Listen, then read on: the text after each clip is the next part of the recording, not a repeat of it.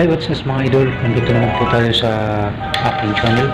Huwag niyong kalimutan dyan sa channel ay Dong Official TV at mag-subscribe din sa baba. Ngayon po ay mayroon tayong pag-usapan na business. Una mga idol, no? Negosyo ka. Mag-umpisa ka po ng pag-iipon, no? Tapos ibabangko mo PIN bank or BDO. Kung ikaw nakaipon dyan, mas umabot yan ng 300,000, dandahanin mo negosyo. Bawa makabili ka ng mga commercial na property, lupa, tapos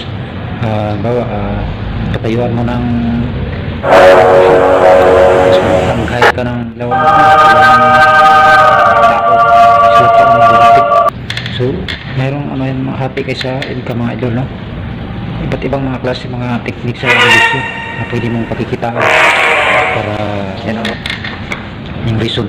Dahil sa ngayong panahon, bihira talaga yumaman basta positive ka naman, magsisikap ka pagdating sa negosyo. At ang tanong, Dong Official TV, paano ba mag-ipon?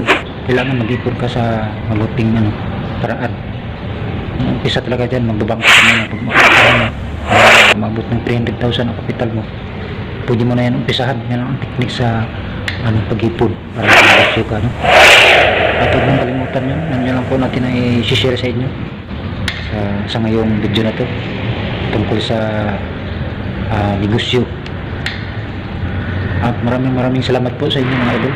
Huwag nang kalimutan mag-subscribe dyan sa baba yung nakapala Dong Official TV. Maraming salamat po mga idol. Bye bye.